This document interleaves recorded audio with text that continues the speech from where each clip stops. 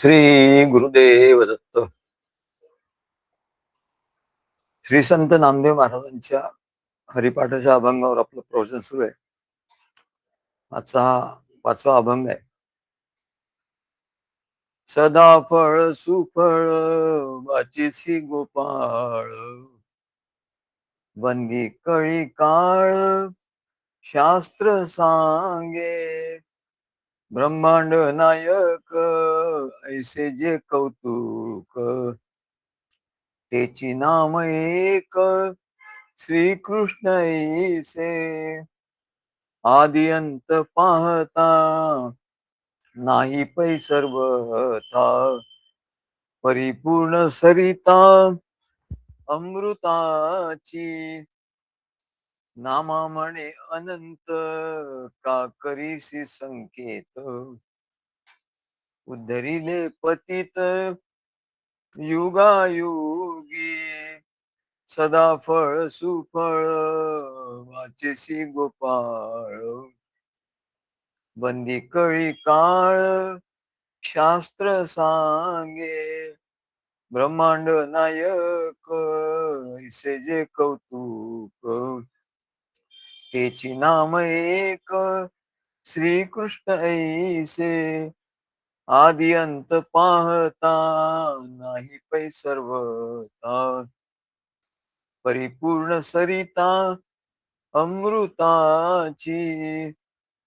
नामा म्हणे अनंत का करीसी संकेत, उद्धरिले पतित युगायुगी.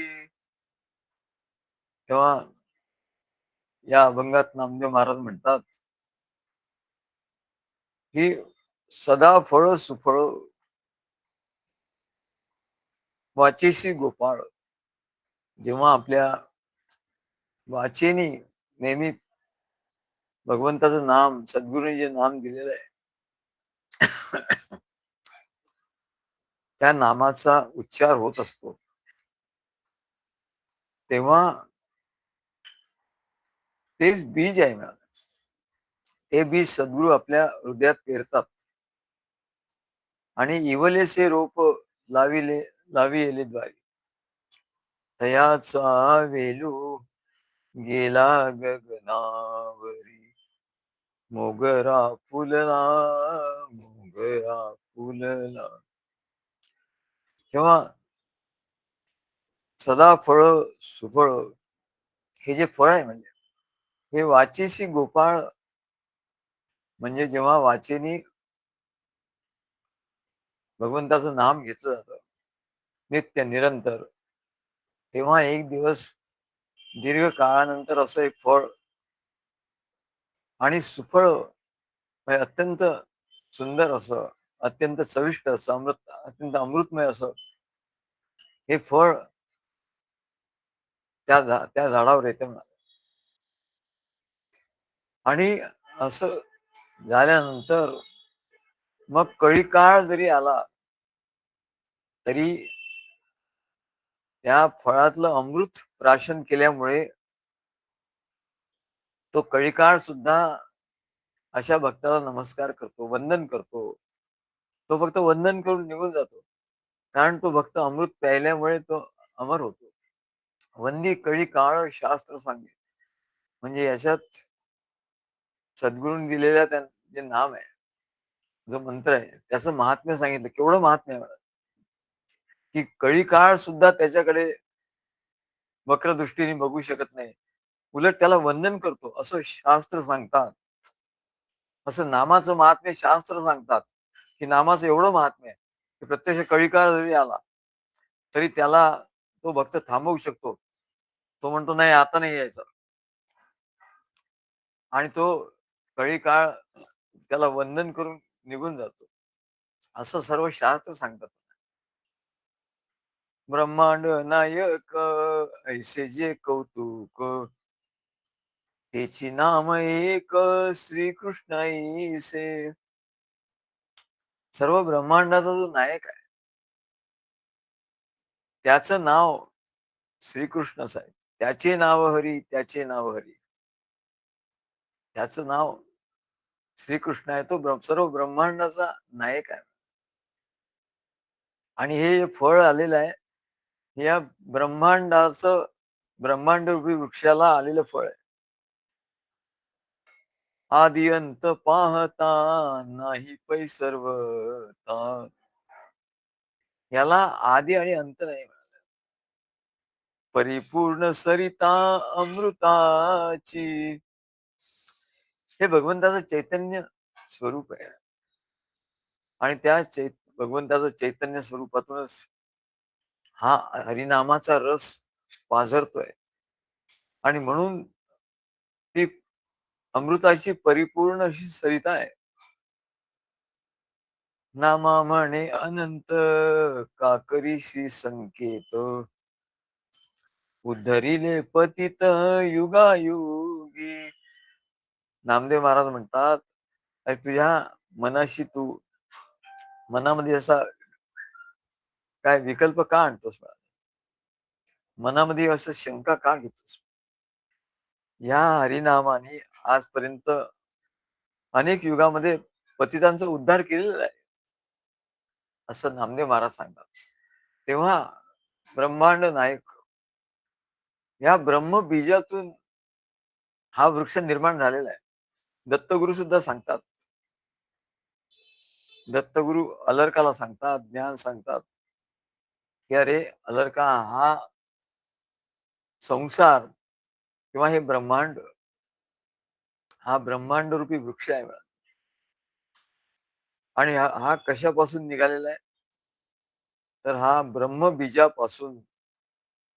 कारण ब्रह्मापासूनच सर्व सृष्टीची निर्मिती झाली. पण हा जो वृक्ष आहे, ब्रह्मांड वृक्ष, तो म्हणले इतर वृक्षासारखा नाही. इतर वृक्ष आपल्याला वरती पानं, फुलं, फांद्या, फळं हे सर्व दिसतात आणि खाली मुळं असतात म्हणले. पण इथे उलट आहे म्हणले, हा ऊर्ध्व मूलमध शाखा. याची मुळं वरती आहे आणि याच्या शाखा शाखा विस्तार, फांद्या, पानं, फुलं, फळं याची खाली आहे म्हणाले. असं उलट आहे. म्हणजे दिसताना तो उलट दिसतो, खरं तो सरळ आहे. परंतु मनुष्याला तो उलटा दिसतो, कारण मनुष्य उलटा झालाय. काय? तेव्हा अशा ब्रह्मांड वृक्षाला आलेल्या फळात मानव प्राणी हे परिपक्व असं फळ आहे, सर्वश्रेष्ठ असं फळ आहे. आणि फळ जसं ज्याप्रमाणे झाडाला फळ आल्यानंतर त्याची पूर्णता होते, पण त्या बीजामध्येच आणखी त्या फळामध्येच बीज असतात, की त्या बीजामुळे पुढे आणखी अनेक वृक्ष होऊ शकतात. एका बीजापोटी तरु कोटी कोटी, असं तुकाराम महाराज सांगतात. तेव्हा या ब्रह्मांड वृक्षाला जे फळ आलंय म्हणजे परिपूर्णता आली. परिपूर्णता कशाने आली? तर मानव प्राणी हा अत्यंत प्रगत, अत्यंत उन्नत असा प्राणी या ब्रह्मांडामध्ये आहे. बाकी सगळे प्राणी आहेत, पण मानव प्राणी हा सगळ्यात उन्नत आहे, सगळ्यात परिपक्व असा आहे. आणि जसं परिपक्व फळामध्ये ब्रह्मबीज असतं, तसंच म्हणले या मनुष्याच्या हृदयामध्ये ते ब्रह्मबीज आहे, ब्रह्मबीज अस्तित्वात आहे. आणि त्यातूनच अनेक असे वृक्ष निर्माण होतात, अनेक असे मनुष्य प्राणी निर्माण होतात. तेव्हा सायन्स तसं सांगतं, की मनुष्य हा माकडाचा वंशज आहे. आणि माकडाला आधी शेपटी होती, तो 4 पायावर चालायचा वगैरे वगैरे. आणि मग माकडाची उत्क्रांती होता होता होता तो मनुष्य रूपात आला. ते दाखवता आधी माकड, मग तो थोडासा मोठा दाखवतात, मग तो थोडा 2 पायावर उभा राहील असं दाखवतात. मग एका ह्याच्यात त्याचं शेपूट नसतं. असं करता करता मग तो मानव प्राणी झाला, असं उत्क्रांती शाळेच्या पाठ्यपुस्तकामध्ये उत्क्रांती सांगतात आणि माणूस हा माकडाचा वंशज आहे असं सांगतात आणि मग तो प्रगत होत होता असं. पण आपल्या ऋषीमुनींनी म्हणजे किती हास्यास्पद गोष्ट आहे. त्यांना काही कळलं नाही हा मनुष्य कसा झाला निर्माण आणि म्हणून त्याला एक उत्क्रांतीवाद असं सांगितलं. परंतु आपल्या ऋषीमुनींनी काय सांगितलं? अरे मनुष्य हा उत्क्रांती वगैरे असं नाही. मनुष्य हा पहिल्यापासून उत्पन्न झाला तोच असा झाला. मनुष्य म्हणून उत्पन्न झालो. माकड वेगळा आणि मनुष्य वेगळा. तेव्हा तो माकड हे वेगळं आहे म्हणाले. माकड तसंच उत्पन्न झालं ते तसंच आहे. अजून त्याच्यात काही प्रगती झाली नाही. पण मनुष्यही निर्माण झाला तो आज आज जसा आहे तसाच पूर्वी होता. त्यात काही फरक नाही. त्यात काही उत्क्रांती वगैरे नाही म्हणा. भाषेचा फरक पडला असेल, राहणीमानात फरक पडला असेल, बाह्य गोष्टीत फरक पडला, पण तो मनुष्य तोच आहे. तेव्हा त्यांचा उत्क्रांतीवादाचा सिद्धांत आहे तो म्हणले खोटा आहे. आपल्या ऋषीमुनींनी आधीच सांगून ठेवले की सृष्टी कशी निर्माण झाली. ते म्हणतात की अशी ही सृष्टी युगपत निर्माण झाली. आमच्याकडे अमेरिकेहून एक गृहस्थ आले होते आणि ते होते भारतीयच होते, मुलुंडला राहत. मुलुंड त्यांचं घर होतं. पण अमेरिकेत ते प्रोफेसर होते अमेरिकेमध्ये. मग त्यांना काहीतरी पुस्तक लिहिलं त्या की हे जगत कसं निर्माण झालं. त्यांच्याकडे एकच थिअरी आहे, बिग बँग थिअरी, की मोठा स्फोट झाला आणि त्यातून एक विश्व निर्माण झालं. तेव्हा त्यांना असं लक्षात आलं, की भारतामध्ये याच्यावर पुष्कळ ग्रंथ उपलब्ध आहे, पुष्कळ ज्ञान उपलब्ध आहे. तर असा कोणी ज्ञानी माणूस आहे का म्हणून त्या फिरत होते. त्याला माझं नाव कोणीतरी सांगितलं. मग ते माझ्या घरी आले. आम्ही ठाण्याला राहत होतो तेव्हा. आणि जवळ 3 तास बसलो. 3 तास आमचं त्यांचं बोलणं चाललं होतं. तर ते म्हणाले, की आमच्याकडे एक थिअरी आहे, बिग बँग थिअरी. त्याच्यावर मी पुस्तक लिहितोय म्हणले. तर भारतात असं काही याच्यावर आहे का? तर म्हटलं, "हो तुमच्या इथे अमेरिकेत एकच थिअरी आहे. आपल्याकडे तर 4 थिअरीज आहेत. या सृष्टी कशी उत्पन्न झाली याची 4 थिअरी आहेत. त्याच्यापैकी एक थिअरी तर तुम्हाला सांगतो, की एक थिअरी अशी आहे, की युगपत असं त्याचं नाव आहे. युगपत म्हणजे एकदम निर्माण होणे. एखादा मनुष्य जसा एकदम आपल्या दारात येऊन उभा राहिला किंवा अकस्मात एखादी गोष्ट दिसावी. तसं ही सृष्टी युगपत निर्माण झाली आहे.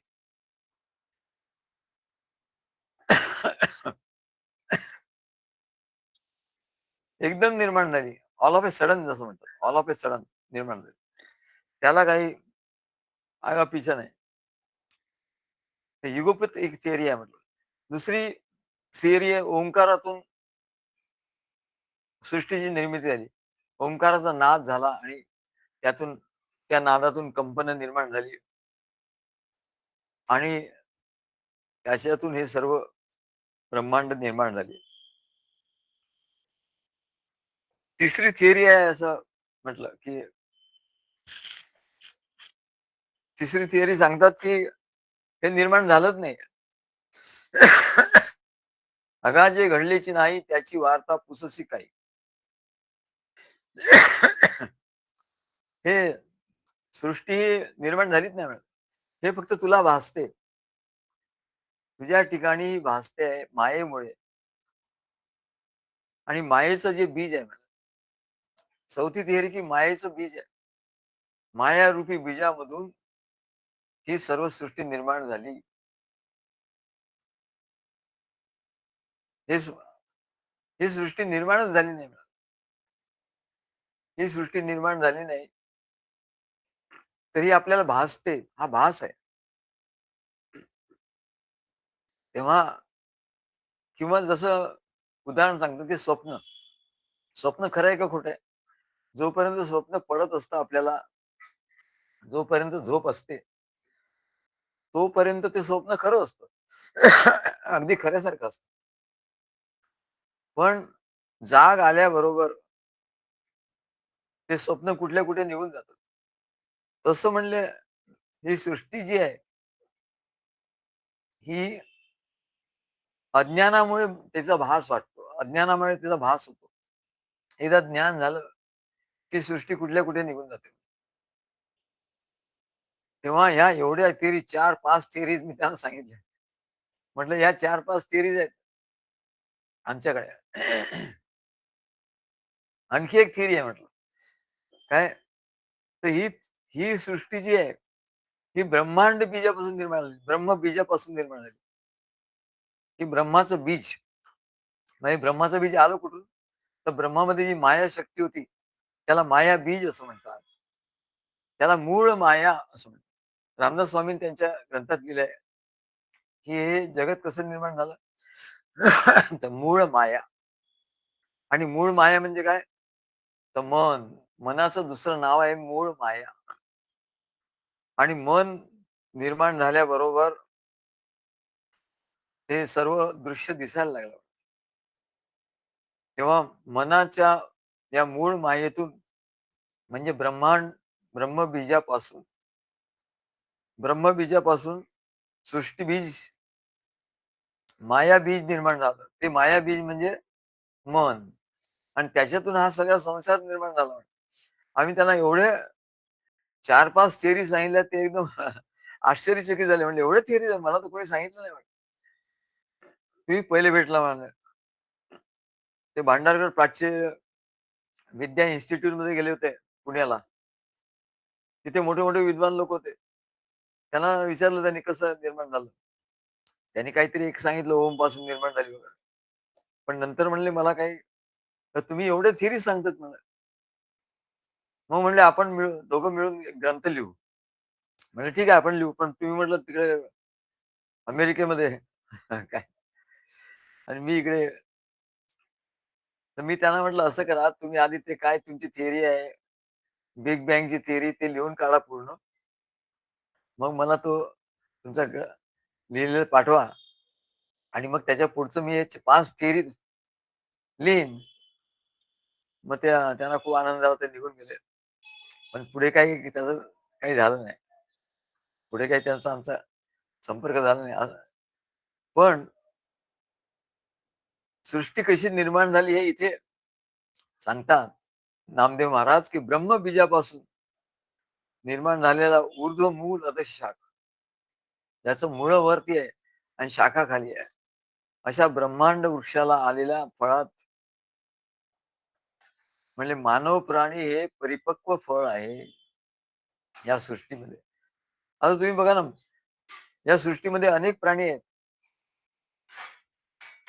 मानव सर्वात प्रगत आहे आणि देव सुद्धा देवदेवता जर तुम्ही बघाल तर त्या सुद्धा मनुष्यासारख्याच आहेत. खरं देवदेवतांचं काहीतरी वेगळं स्वरूप पाहिजे रूप पाहिजे होतं. त्या श्रेष्ठ आहेत. पण नाही त्या मनुष्यासारख्याच दिसतात. आणि म्हणून ते सांगतात, की तो सर्वश्रेष्ठ फळ आहे मिळालं या ब्रह्मांड बीजाचं. पण हे त्यांच्या ते जे म्हणतात, की माकडापासून उत्क्रांती झाली म्हणजे हे त्यांच्या अज्ञानाचं लक्षण आहे. पण आपल्या ज्या वेद, उपनिषद आदी ग्रंथात ऋषीमुनींनी लिहून ठेवलेलं आहे, की मनुष्य हा सुरुवातीपासून मनुष्यच होता. त्याच्यात काही बदल नाही झाला. वेशात बदल झाला असेल बाहेरचा, पण त्याच्या बाह्य शरीरातही काही बदल झाला नाही. तेव्हा त्याची उत्क्रांती होण्याचा काही प्रश्नच नाही मिळाला. कारण सृष्टीच्या अगदी सुरुवातीपासून ऋषीमुनी अत्यंत प्रगत असेच मनुष्य होते.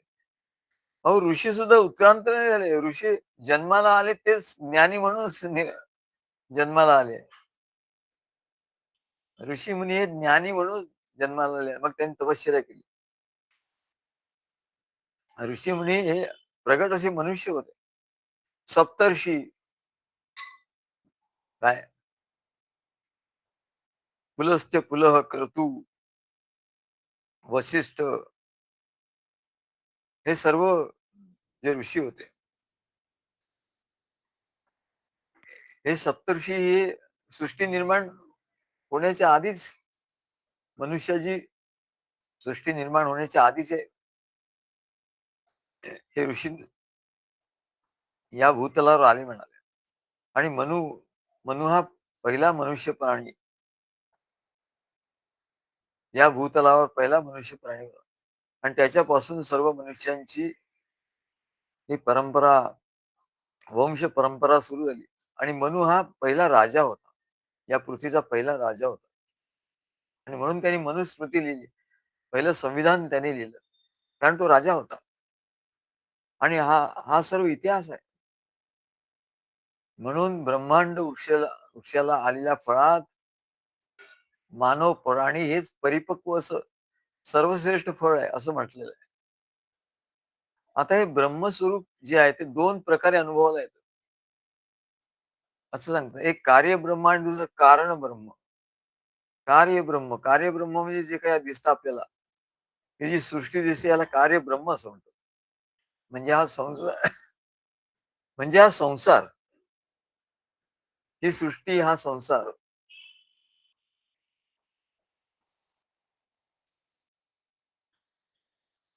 हे म्हणजे कार्य ब्रह्म. हे कार्य आहे.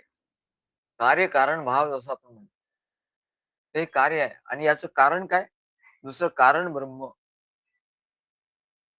व्यक्त झालेला संसार हे कार्य ब्रह्म. आणि कारण ब्रह्म म्हणजे अव्यक्त, अव्यक्त असा परमात्मा किंवा मायाशक्तियुक्त ब्रह्म. अव्यक्त परमात्मा आणि मायाशक्तियुक्त हे बीज ब्रह्म. अशा या कार्यकारण रूपाने एकच ब्रह्मस्वरूप विद्यमान झालेलं आहे असं नामदेव महाराज सांगतात. कार्यकारण दोन्ही यांनी एकच ब्रह्म प्रगट झालेलं आहे. जसं बीजापासून वृक्ष निर्माण होतो, तसंच या अव्यक्त मायाशक्तियुक्त ब्रह्मापासून हा ब्रह्मांड वृक्ष निर्माण झाला. आणि मायाशक्ती का म्हणलं तर ते मन आहे. मन म्हणजेच माया. त्याला मूळ माया असं म्हणतात. मूळ, ऊर्ध्व मूळ, अधशाखा. तेव्हा ब्रह्मापासून हा ब्रह्मांड वृक्ष निर्माण झाला म्हणजेच अव्यक्त माया शक्तियुक्त ब्रह्म जे आहे, हेच ब्रह्मांड वृक्षाचं बीज आहे. म्हणूनच याला ब्रह्मबीज असं म्हणतात. ब्रह्मबीज. आणि बीज जसं आत भूमीत लपलेलं असतं. बीज असं जमिनीत पेरतात आणि ते जमिनीच्या आत जातं. आणि मग आतून त्याला अंकुर फुटून मग ते त्याचं झाड होतं. त्याचं रोप होतं. तर बीज हे आत भूमीमध्ये लपलेलं आहे म्हणजे ते ते व्यक्त होत नाही, ते दिसत नाही. कोणालाच दिसत नाही. तसंच म्हणाले हे ब्रह्मबीज जे आहे, या ब्रह्मबीजापासून तो मनुष्य या ब्रह्मवृक्षाचं फळ आहे. तर ते ब्रह्मबीज देखील मनुष्याच्या ठिकाणी असून ते दिसत नाही. ते अनुभवायला येत नाही. आणि म्हणून त्याला कूटस्थ असं म्हणतात. कूटस्थ म्हणजे एकदम गुप्त गुह्य ठिकाणी ठेवलेलं. म्हणून त्याला अव्यक्त, ते व्यक्त होत नाही म्हणून अव्यक्त असं त्याला म्हटलं. त्या ब्रह्मबीजाच्या ठायी अशी अतिअद्भुत सर्व समर्थ अशी शक्ती आहे. बीज तेवढं थोडंसंच आहे. पण त्यात केवढी तरी शक्ती आहे म्हणा. तेवढं तरी सामर्थ्य आहे. आणि त्या सामर्थ्याला मायाशक्ती असं म्हणतात. त्या सामर्थ्याला काय म्हणतात? मायाशक्ती असं म्हणतात. ती मायाशक्ती म्हणजेच ती मायाशक्ती म्हणजे काय हो? मायाशक्ती म्हणजे ब्रह्मस्वरूपाचं मन होय. त्या ब्रह्मस्वरूपाचं मन म्हणजे मायाशक्ती. जसं मनुष्याचं मन म्हणजे माया. आणि म्हणून माया नाहीशी होऊ शकते. तसं मन नाहीसं होऊ शकतं. मन नाहीसं कसं होतं? तर मन म्हणजे काय? अशी वस्तू नाहीच आहे म्हणलं. मन नावाची अशी काही सॉलिड वस्तूच नाही. लहरी, विचारांच्या लहरी म्हणजेच मन. मग विचारांच्या लहरी आल्या, लाटावर लाटा आल्या, की आपल्याला मनाचा अनुभव येऊ लागतो. आणि विचारांच्या लहरी विराल्या, जसं समुद्रावर लहरी लहरी येतात. पण समुद्र आणि लहरी एकच आहे तसं लहरी थांबल्या का समुद्र शांत. मग तो समुद्रच आहे. लहरी शांत झाल्या की तो समुद्रच होतो. पण लहरी येतात तेव्हा ते वेगळं वाटतं. तसं या ब्रह्मस्वरूपावर ही मायाशक्तीच्या लाटा, विचारांच्या लाटा, भावनांच्या लाटा, स्मरण स्मरणाच्या लाटा, विकारांच्या लाटा, वासनेच्या लाटा, सं कल्पनेच्या लाटा, कल्पनेच्या अनंत वाटा. हे हा खेळ दिसत असतो. तर ह्या लहरी जोपर्यंत दिसतात, तोपर्यंत त्याला मन असं म्हणतात. आणि त्या लहरी शांत झाल्या, की ते मन गेलं म्हणाले. मग त्या मनाला अस्तित्व नाही. मग ते ब्रह्मस्वरूपच होतं. म्हणून मन म्हणजेच ब्रह्म. मन हेच ब्रह्म आहे, असं म्हणतात. मन हे ब्रह्म आहे का? तर त्याचं उत्तर होय, नाही असं दोन्ही आहे. मन जोपर्यंत मनाच्या रूपाने आहे, तोपर्यंत ते ब्रह्म नाही, तोपर्यंत ती माया आहे. पण त्या लाटा स्वस्त झाल्या, त्या लाटा विराल्या, की ती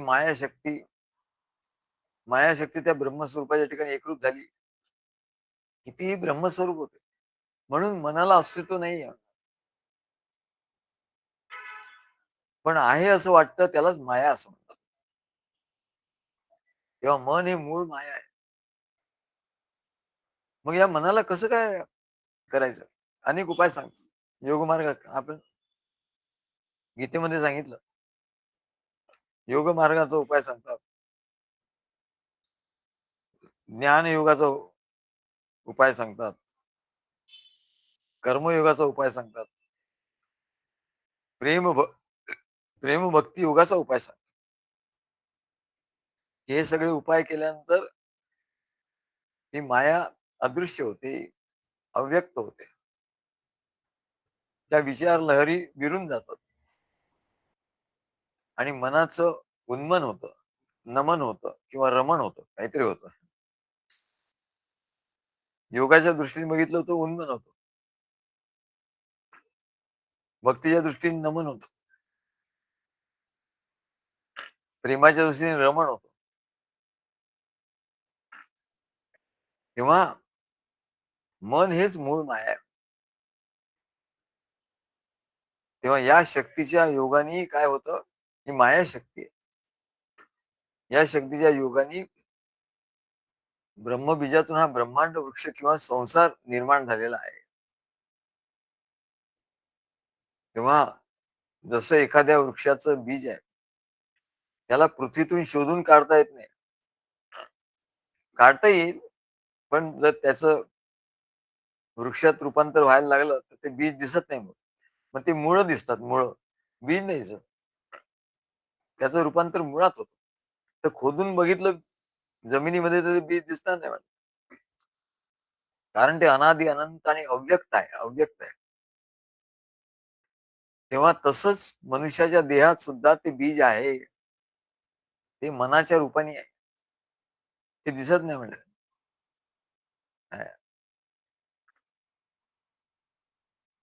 ते दिसत नाही. ते अव्यक्त आहे. आणि ते मन जेव्हा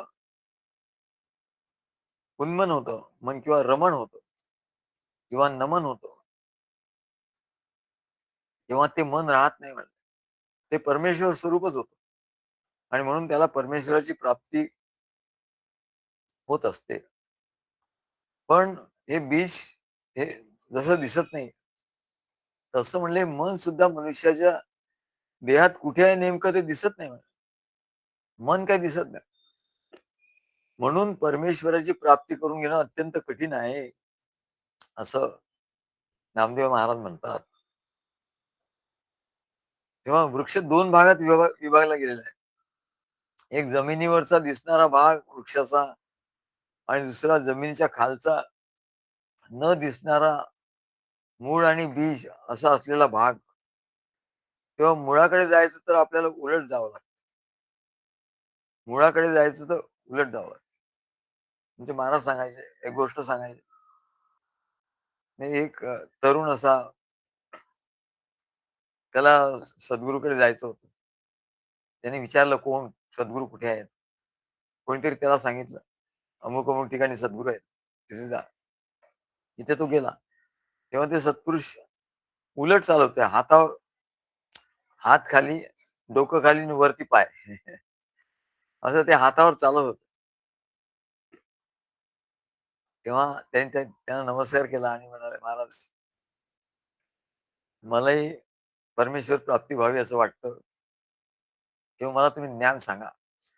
तर ते म्हणाले, "ते सर्व मी करीन. पण तुला मी असं चालतोय हातावर, तसं खाली डोकं वर पाय, असं तुला चालता येईल का?" तर म्हणले, "मी तुला सगळं सांगेन. सगळं ज्ञान देईन. नाहीतर नाही, नाहीतर नाही जमणार." तेव्हा त्याचं तत्व काय आहे, की परमार्थ हा संसाराच्या अगदी उलट आहे. किंवा भक्ती मार्ग किंवा योग मार्ग किंवा कर्म मार्ग हे सगळे भक्ती मार्गाच्या अगदी विरुद्ध आहे. खाली डोकं वर पाय. जे स्लोगन येतं ना, आता याचं करायचं काय? खाली डोकं वर पाय असं. तेव्हा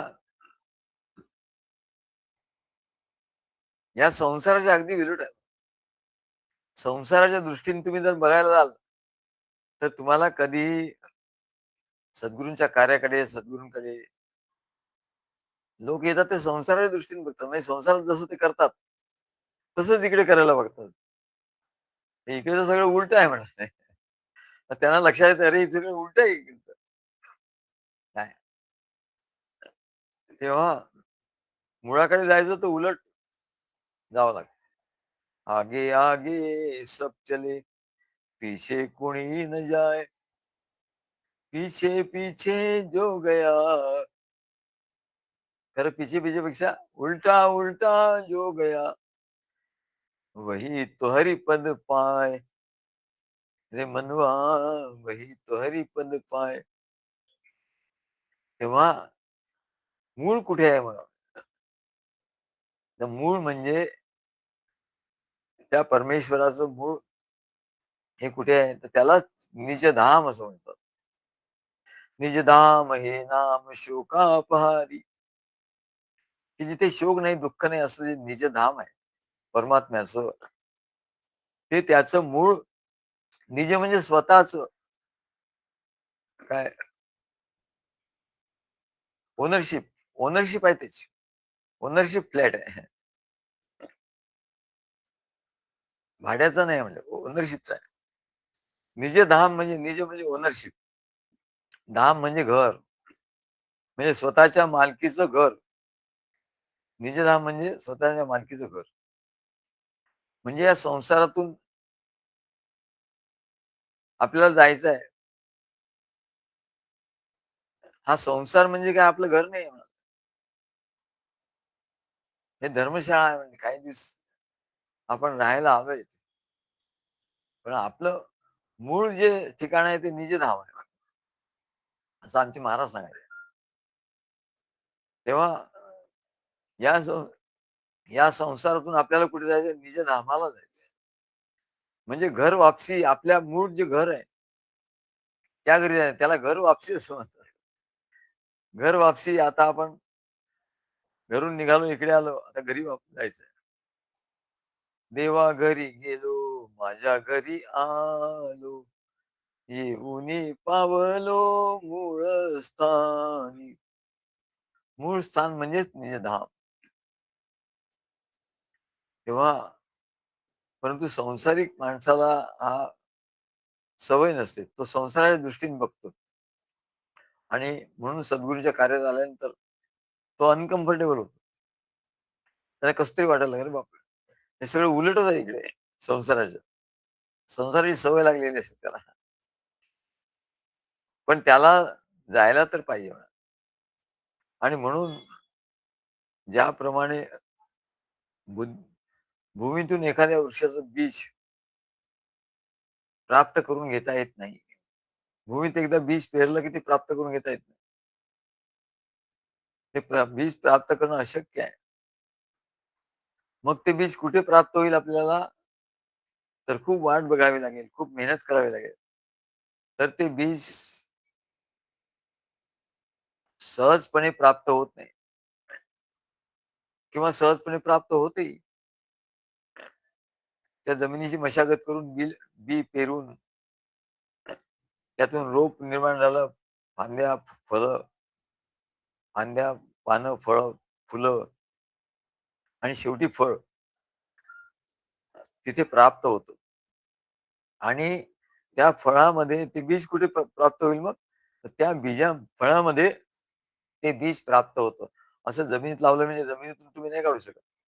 त्याला खूप मेहनत करून त्याला वृक्ष असा मोठा करून त्याला पाणी देऊन, खत वगैरे घालून अशी तपश्चर्या केल्यानंतर ते बीज तुम्हाला प्राप्त होतं. तसंच म्हणजे या ब्रह्मांडाचं जे बीज आहे, ब्रह्मांडाचं जे बीज आहे म्हणजे परमात्मा, परमात्मा त्याची प्राप्ती करून घेणं अशक्य आहे. परंतु त्या वृक्षाच्या फळात जसं ते बीज प्राप्त करून घेणं अत्यंत सहजपणे शक्य आहे. तसंच म्हणाले, ते ब्रह्मबीज या मनुष्य देहात प्राप्त करून घेणे अत्यंत सहज सुलभ आहे. साधारण लोकांना वाटतं, की त्या ब्रह्मांडात काहीतरी आहे. परमात्मा या ब्रह्मांडात आहे. सगळ्यांना असं वाटत असतं. मग ब्रह्मांडातून त्या लहरी येतात आपल्या ठिकाणी आणि परमात्मा ब्रह्मांडात आहे असं वाटतं. बाहेर आहे असं वाटतं. पण सद्गुरू सांगतात, "अरे असं नाही. तो परमात्मा आहे ना, तो बीज रूपाने तुझ्या हृदयात आहे आणि हे बाहेर दिसतं हा भास आहे. तिथे बाहेर तुला तर ते मिळणार नाही. बाहेर जर गेलं तर तुला मिळणार नाही. तेव्हा ते बीज तुझ्या आत अंतःकरणात आहे. तिथे तुला ते प्राप्त करायचं. कारण मनुष्य देह हा त्या ब्रह्मांड वृक्षाचं सुंदर आणि मधुर फळ आहे. ते योग मार्गात सांगतात, बाहेरच्या ब्रह्मांडातून लहरी येतात आणि मग ते मेडुलामधून आत येतात आणि असं काही ते सांगतात. आणि म्हणून ब्रह्मांडाशी जोडण्याचं ते साधन सांगतात, की मेडुला म्हणजे ते ब्रह्मांडातून येणाऱ्या लहरी घेण्याचं साधन आहे. पण असं नाहीये म्हणा. असं जर केलं तर त्या बीजापर्यंत तुम्ही जाणारच नाही. अरे जे ब्रह्मांडातून येतं ना जिथून, ते बीज तुझ्याच ठिकाणी आहे आणि ते अनेक ब्रह्मांड निर्माण करू शकतो एवढी शक्ती त्याच्या ठिकाणी आहे. परंतु परंतु काय घोटाळा झाला ना, की ब्रह्मबीजाच्या मायाशक्तीमुळे ब्रह्मबीजाची मायाशक्ती म्हणजे काय? तर चंचल मन. मन हे चंचल आहे आणि ते भ्रमित झालेलं आहे. त्याच्यामुळे लोक आपल्या हृदयातच ते बीज आहे म्हणे. परंतु या ब्रह्मबीजाकडे दुर्लक्ष करतात. त्यांचं दुर्लक्ष होतं. बाहेरच बघतात ते. बाहेर ब्रह्मांडात त्या परमेश्वराचा शोध घेण्याचा प्रयत्न करतात. तीर्थस्थानाला जातात, गिरनारला जातात, आणखी कुठे-कुठे नर्मदा परिक्रमा करतात. कुठे-कुठे शोधतात पण. त्यांना हे ब्रह्मांड हे अनंत मायाशक्तीयुक्त असल्यामुळे त्या ब्रह्मांडाचा शोध कधीच लागत नाही. बाहेर किती फिरलं, किती बघितलं, किती मंदिरांना भेट दिली, किती साधू संतांना भेट दिली, तरी म्हणजे त्याचा शोध कधी लागणार नाही. त्याचा शोध घ्यायचा असेल तर सद्गुरूला शरण गेलं पाहिजे. मग सद्गुरू त्याच्या हृदयातच त्याचा अनुभव आणून देतात. तेव्हा ईश्वर सर्वभूतानां हृदयेषु अर्जुन तिष्ठती भ्रामयन् सर्वभूतानि यंत्रारूढानि मायया. ईश्वर त्याच्या हृदयात राहतो, पण मायारूपी म्हणजे मायारूपी यंत्रावर तो बसलेला असतो आणि या जीवाला तो गरगर गरगर फिरवतो. तेव्हा मायारूपी यंत्र म्हणजेच ते मन. त्या मनाच्या बरोबर तो भरकटत भरकटत जातो. तेव्हा त्याला सांगतात, की "अरे थांब जरा, थोडा वेळ थांब आणि विचार कर, की मन खरं आहे का म्हणा? मन ही माया आहे असं सांगितलं. मन मन हे खरं नाही म्हणत.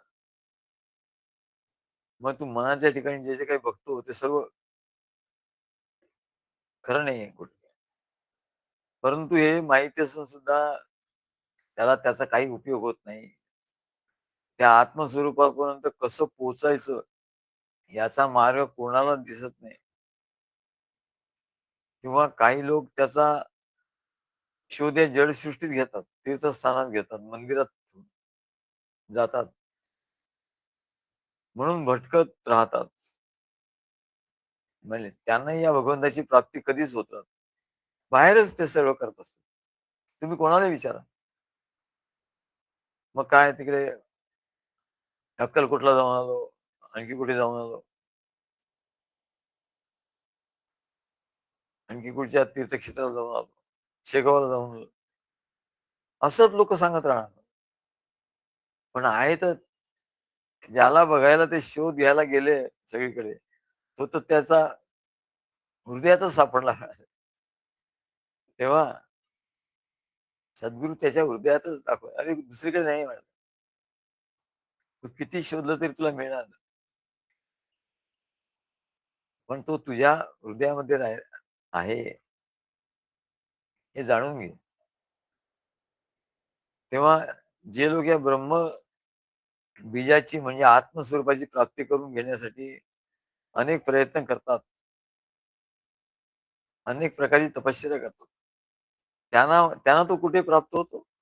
त्यांना मात्र तो त्यांच्या हृदयात निश्चितपणे प्राप्त होऊ शकतो. तो हृदयात आहेच म्हणजे त्याला प्राप्त करण्याची काही अप्राप्ताची प्राप्ती.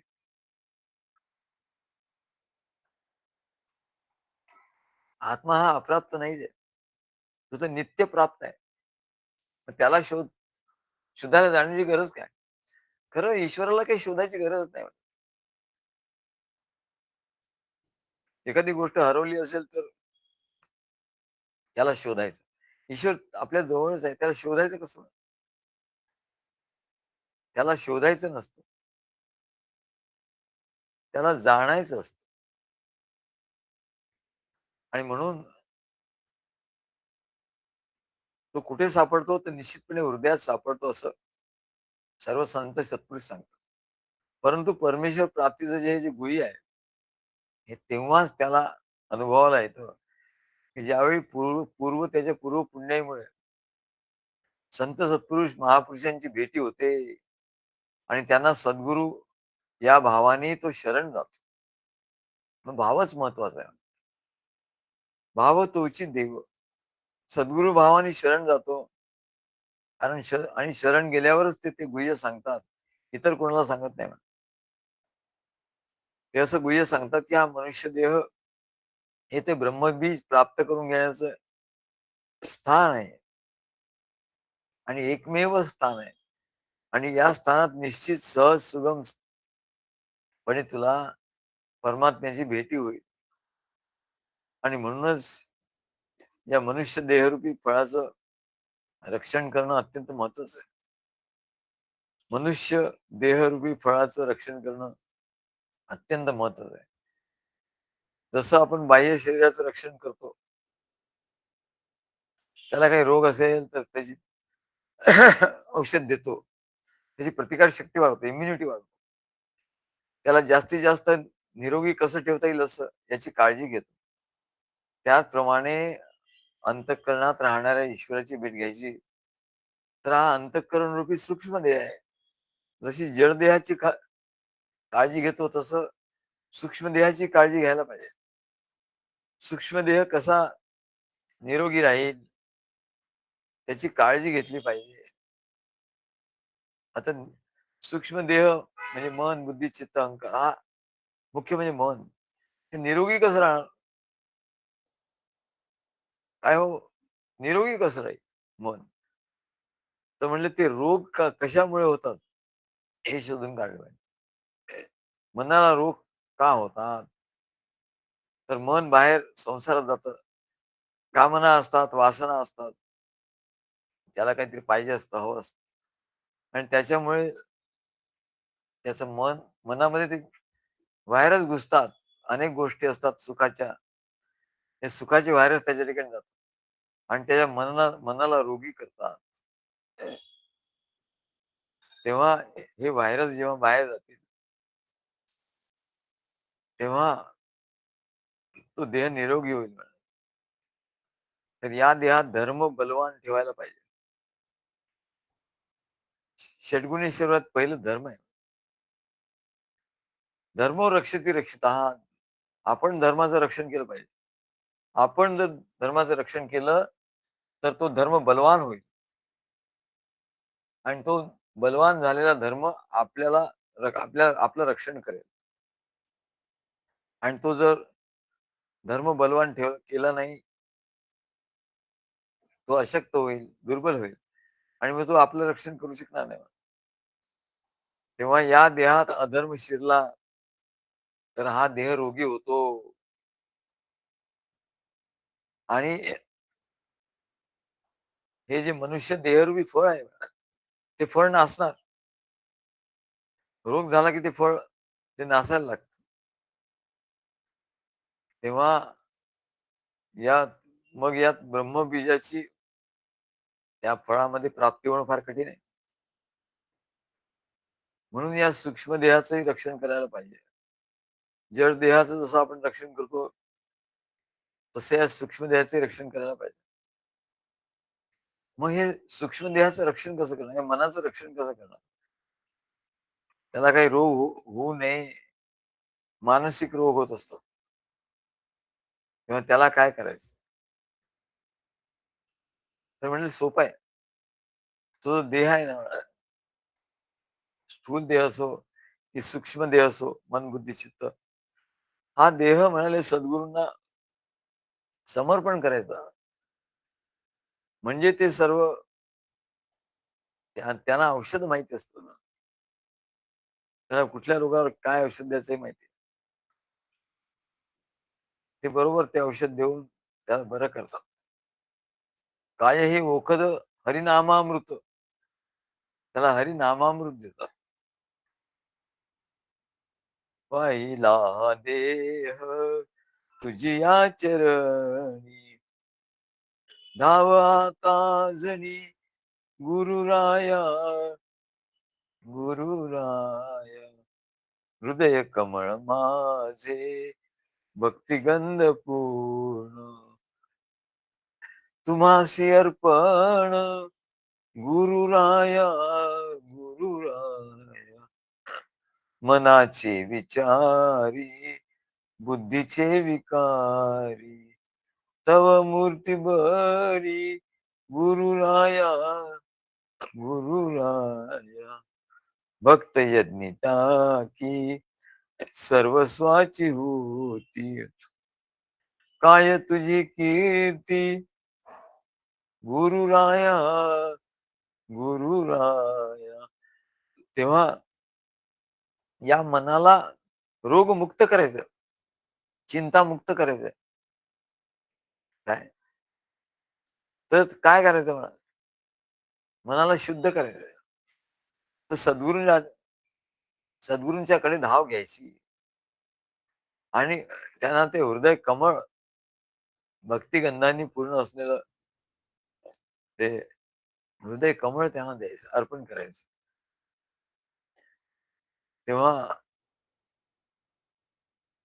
म्हणजे हृदयात जो भक्तिभाव आहे भक्ती सुगंध आहे तो पूर्ण करायचा त्यांना समर्पण करायचं म्हणजे त्याचा भक्तीचा सुगंध जिकडे तिकडे दरवळे तेव्हा मनाचे विचारी बुद्धीचे विकारी मन विचाराने अशुद्ध होतं बुद्धी विकारांनी कामक्रोधी विकारांनी दूषित होते. मग काय करायचं? काय करायचं सांगितलं. मनाचं उन्मन झालं पाहिजे. मग ते भले योग मार्गाने हो, कर्म मार्गाने हो, भक्ती मार्गाने हो. त्याची जी साधनं सांगितली आणि म्हणून ते मन हा देह जो आहे, बाह्य देह त्यांच्या सेवेत सद्गुरूंना अर्पण करायचा आणि सूक्ष्म देह मन, बुद्धी, चित्त, अहंकार हे त्यांना अर्पण करायचं. सद्गुरूंना अर्पण केल्यानंतर त्याचं त्याला फळ मिळत नाही. तेव्हा मनाचे विचारी, बुद्धीचे विकारी, तव मूर्ती बरी गुरुराय. भक्त यज्ञी टाकी सर्वस्वाची होती. काय तुझी कीर्ती गुरुराया, गुरुराया. ते सर्व अंतःकरण शुद्ध झालं पाहिजे. तर भक्तांनी सर्व समर्पण केलं पाहिजे. त्यांनी सगळं सांगितलं पाहिजे. आता तो सांगत नाही तर आम्ही हळूहळू त्याची माहिती काढतो. काय? कोणी काही सांगतं, कोणी काही सांगतं. त्याच्यातून आम्ही माहिती बरोबर ते फिल्टर करून घेत असतो. आणि त्याला त्याप्रमाणे मार्गदर्शन करतो. त्याला सांगतो, "अरे बाबा असं नको. हे असं केलं तर असं होईल, असं केलं तर असं होईल." त्याला मार्गदर्शन करून त्याचा जो सूक्ष्म देह आहे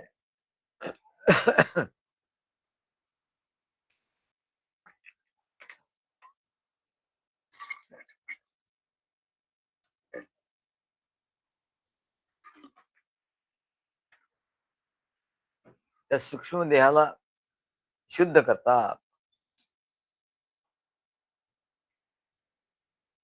कारण मनामध्ये विचार येतात, वाईट विचार येतात, चांगले विचार येतात. मन चंचल होतं. मनात वासना येतात, विकार येतात, वाईट गोष्टी येतात. तर ते म्हणजे सगळे येणारच. हे सगळे संस्कार आहेत ना, ते येणार. पण सद्गुरू सांगतात, "अरे, तुझ्या ठिकाणी फक्त ते आले तर येऊ दे म्हणे. त्याला जबरदस्तीने हे करायचं नाही. मनाला जबरदस्ती करायची नाही काय. ते येतील. ते आले म्हणजे मन त्याच्यात गुंततं म्हणा. पण जेव्हा आमचे महाराज सांगतात, की जसं आधी मन ऐकत नाही म्हणलं एवढं चंचल झालं महाराज ऐकत नाही हो. ठीक आहे म्हणा. त्याला काय विचार करायचा करू दे, करू दे. मग ते विचार करता, करता, करता, करता मग थकून जातो एकदम. एखादा माणूस कसा थकून जातो आणि मग तो थकून आलेला माणूस तो काय करतो त्याला एकदम झोप येते आणि तो शांत झोपून जातो. तसं म्हणले मन या संसाराचा विचार करता, करता, करता येईल आणि ते एकदम जेव्हा जेव्हा त्याला एकदम थकायला होईल, दमायला होईल, तेव्हा त्याला पकडायचं म्हणा. तेव्हा त्याला पकडायचं आणि त्या सद्गुरूंच्या या कार्यामध्ये आणायचं. ग्रंथ वाचायचे, कार्यक्रमाला यायचं, सद्गुरूंचं प्रवचन ऐकायचं, आपलं साधन करायचं. याच्यात त्याला लावायला याच्यात त्याला लावलं, की त्याला त्याच्या ठिकाणी ऊर्जेचा स्रोत वाहायला सुरुवात होते. त्याच्या ठिकाणी ऊर्जा वाहायला किंवा त्याची ऊर्जा ऊर्ध्वगामी होते. योगाच्या भाषेत सांगायचं तर त्याचं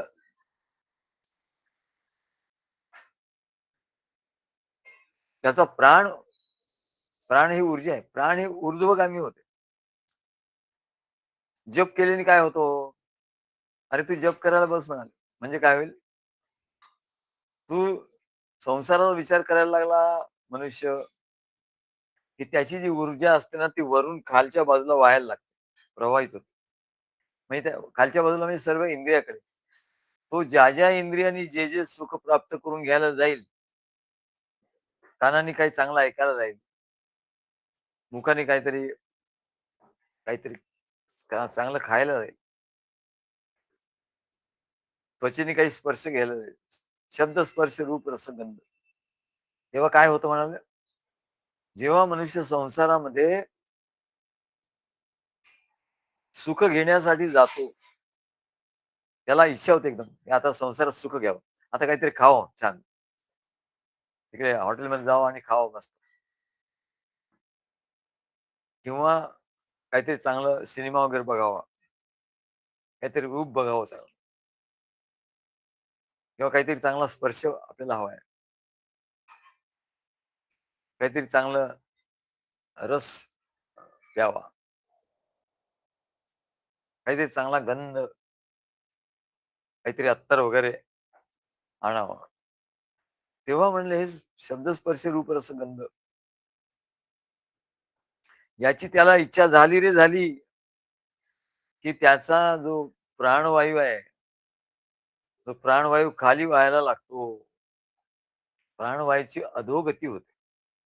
खाली गती होते म्हणे. खरं प्राणाची गती वर आहे, वास्तविक. पण तो जेव्हा असं संसाराचा विचार करतो, विकार, सुख, संसारात सुख घ्यायला जातो. सुख इंद्रियाने घ्यायला जातो. आता इंद्रियाने सुख घ्यायला जातो, तर इंद्रियांच्या ठिकाणी ऊर्जा पाहिजे की नाही? इंद्रियाने त्याला सुख घ्यायचं, डोळ्यांनी बघायचं, तर डोळ्या ठिकाणी ऊर्जा पाहिजे. लगेच ती ऊर्जा डोळ्याच्या ठिकाणी जाते. लगेच काहीतरी तो हाताने काहीतरी करतो. ती ऊर्जा लगेच हातात जाते. तो पायाने चालायला लागतो. तो ऊर्जा पायाकडे जाते. म्हणजे ऊर्जा ही अधोगामी होते. इच्छा असेल, इच्छा जेव्हा होते तेव्हा ऊर्जा ऊर्जा अधोगामी होते. आणि इच्छा नसेल, तो निरीच्छ झाला, तर ती ऊर्जा आपोआप ऊर्ध्वगामी, आपोआप वर जाते. काही मोठं कुंडलिनी शक्ती वगैरे मोठं सांगतात मोठ्या-मोठ्या गोष्टी. काही खरं एवढं कठीण नाही. जप तुम्ही सुरुवात करा, की आपोआप लगेच त्याच वेळी तुमच्या जो प्राण आहे तो सुषुम्ना नाडीत प्रवेश करतो. पण त्याचंच एवढं काही यांनी किचकट सायन्स करून टाकलं. मग तो प्राण असं होतं, मग हे असं होतं, असं. अरे सोपं आहे एकदम. तुला जी साधनं सद्गुरूंनी दिली आहे ना, पण त्याच्यावर श्रद्धा नाहीये. श्रद्धेने, भावाने ते केली पाहिजे ना. श्रद्धेने, प्रेमाने सद्गुरूंवर श्रद्धा नाही. वारंवार ती श्रद्धा डामाडोल होते. विकल्प येतात. काय आणि त्याच्यामुळे काय होतं, की ती ऊर्जा सद्गुरूंच्या बद्दल काही विकल्प आला, काही त्यांचं बरोबर वाटलं नाही आपल्याला. आपलंच बरोबर वाटलं. नाही माझंच बरोबर आहे. अहंकार झाला.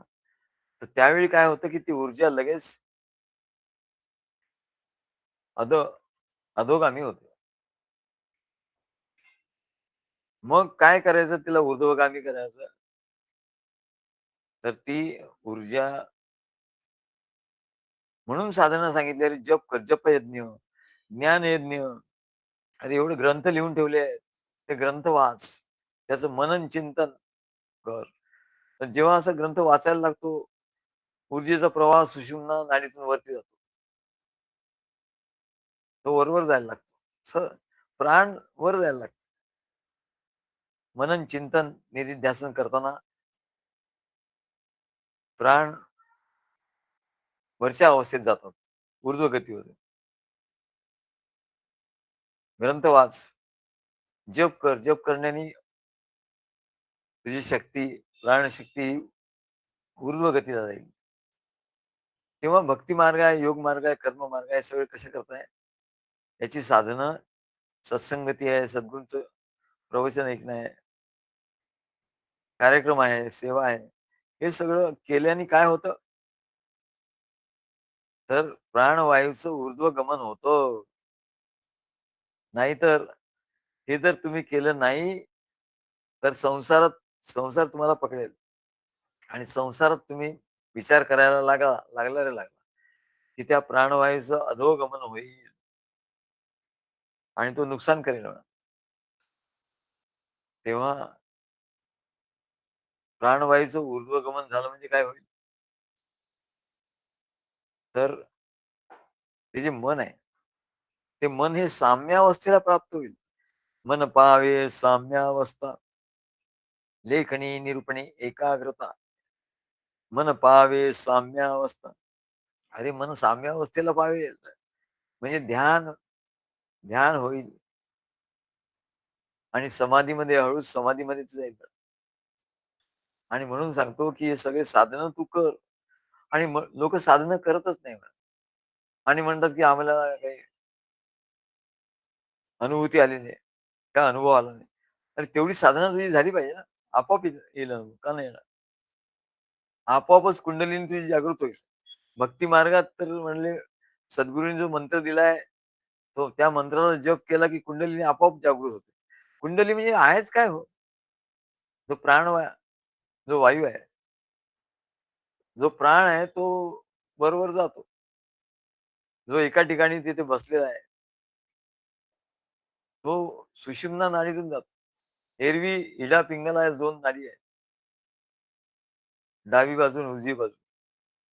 त्या 2 नाड्यातून श्वासोश्वास होत असतो माणसाचा.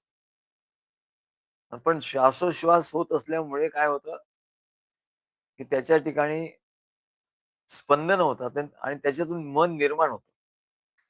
मनाला अस्तित्व नाहीये.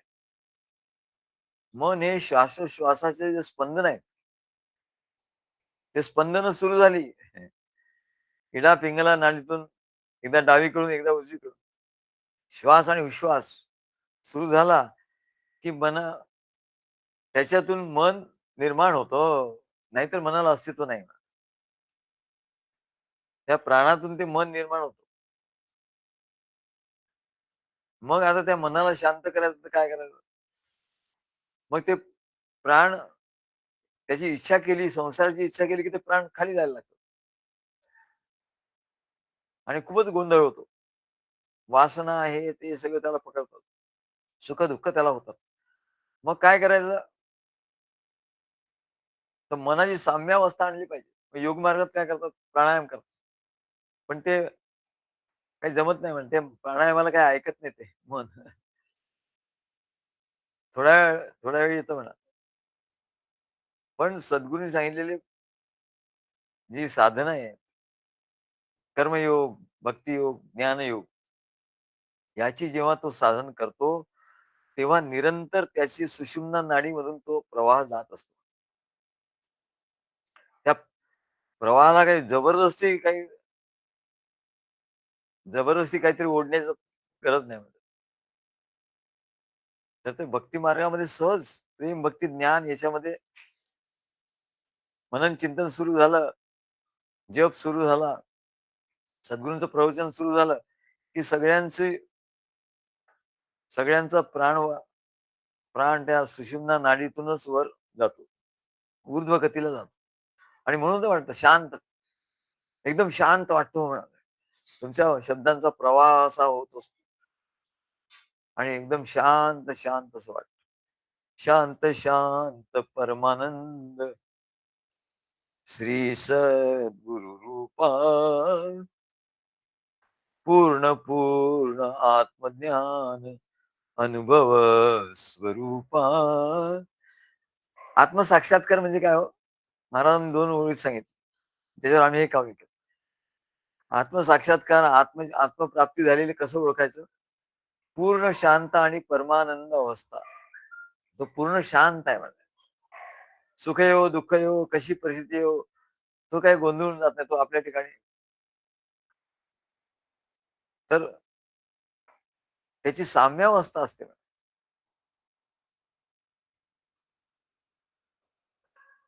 म्हणजे काय? शांत असतो. साम्यावस्था झाली की तो शांत होतो एकदम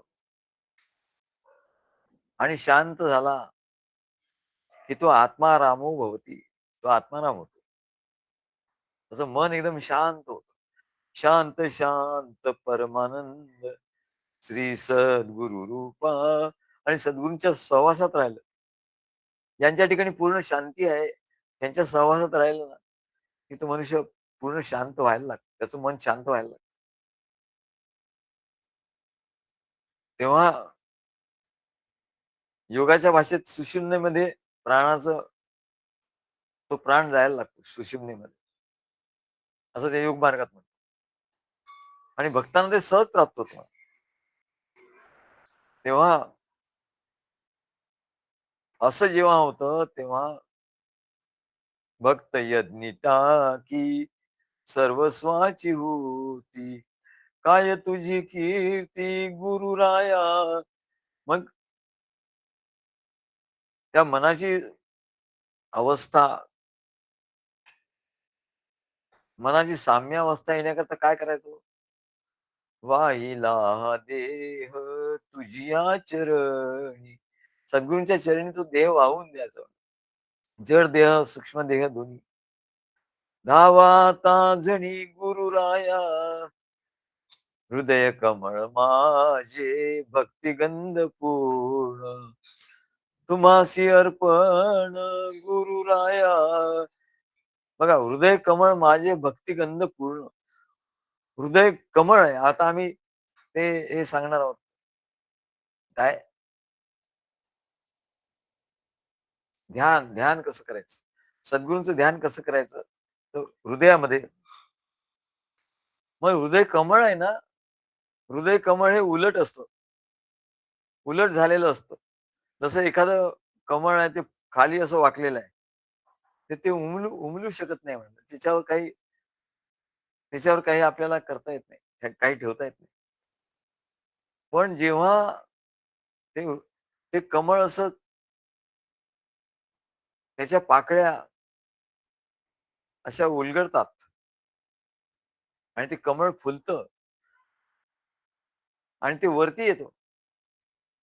तेव्हा म्हणाले त्याच्यावर आपल्याला सद्गुरूंची मूर्ती किंवा भगवंताची मूर्ती स्थापना करता येते. तेव्हा योगाच्या दृष्टीने असं आहे, की ते हृदय कमळ जे आहे, त्याला अनाहत चक्र म्हणतात. ते उलट आहे, उलट झालेलं आहे. सर्व मनुष्यांचं उलट झालेलं आहे, खाली गेलेलं आहे. अधोमुख झालाय. मग जेव्हा सद्गुरूंच्याकडे तो येतो, त्यांना शरण जातो. प्रवचन प्रवचन ऐकतो, काय त्यांनी लिहिलेले ग्रंथ वाचतो, त्यांनी लिहिलेली साधना करतो, जप करतो. तेव्हा हळू ते हृदय कमळ जे आहे, ते विकसित होतं आणि ते उलट जे ते सुलट होतं. उलट झालेलं ते सुलट होतं आणि मग त्या कमळावर तो आपल्या सद्गुरूंची तस्वीर ठेवू शकतो म्हणाले. सद्गुरूंना बसवतो त्या कमळावर आणि मग ते ध्यान करतो. हृदय कोमळ माझे भक्तिगंध पूर्ण, तुम्हासी अर्पण गुरुराया. गुरुराया मनाचे विचारी, बुद्धीचे विकारी, तव मूर्ती बरी गुरुराया. मनात खूप विचार आहेत. मग काय करायचं? सद्गुरूंच्या मूर्ती त्याचं ध्यान करायचं. कमळावर सद्गुरू बसले आहेत हृदयात. असं ध्यान केलं, की मनातले सगळे विचार निघून जातात. मन साम्यावस्था, मन पाहावी साम्यावस्था आणि बुद्धीचे सगळे विकार निघून जातात. मन बुद्धी शुद्ध होतं आणि शुद्ध झालं, की ते परमात्म स्वरूपाचा अनुभव त्याच्या ठिकाणी येतो. भक्त यज्ञिता की सर्वत्वाची होती, काय तुझी कीर्ती गुरुराया. तो भक्त म्हणतो, की माझे सर्वस्व, आता माझं सर्वस्व मी वाहून टाकतो. सद्गुरूंच्या कार्याला, सद्गुरूंना तो आपलं सर्वस्व देऊन टाकतो आणि जेव्हा तो सर्वस्व अर्पण करतो, तेव्हा त्याला हा जो अनुभव आहे, की मनाची साम्यावस्थेचा अनुभव आहे तो येतो आणि मनाची साम्यावस्था झाली, म्हणजे मग मन उरतच नाही. मन राहतच नाही आणि त्या मनाचं काय होतं, तर आत्मस्वरूपामध्ये त्याचं रूपांतर होतं. मनच परमात्मा परमात्मा स्वरूप होऊन जातं. तेव्हा नामदेव महाराज सांगतात, सदा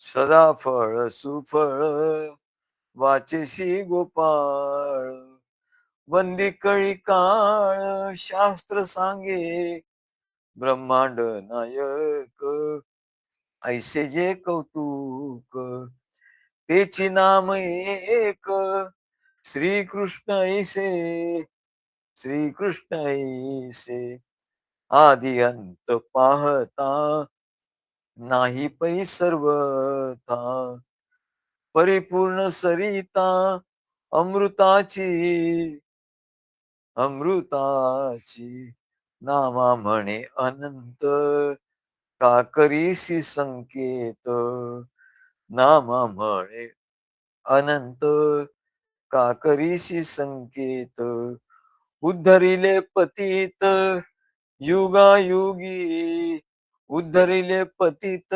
युगायुगी, युगायुगी. श्री गुरुदेव दत्त.